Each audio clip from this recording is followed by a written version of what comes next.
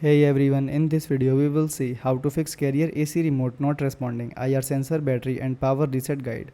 Fix 1 is replace the remote batteries. Remove the battery cover from the back of the carrier AC remote, then take out the old batteries. Insert 2 new batteries making sure the plus and minus ends match the matching. Then close the battery cover and test the remote. Second one is reset power to the air conditioner. Turn off the AC using the wall switches or circuit breaker. Leave it powered off for 5 minutes. Turn the power back on. Wait for the indoor unit to start, then test the remote.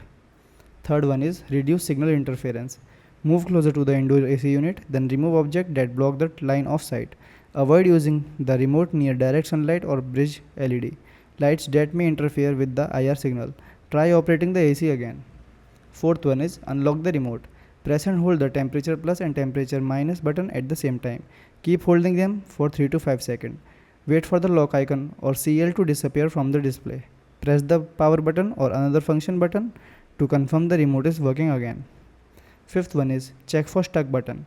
Press each button one at a time. Make sure no button is stuck to continuously pressed.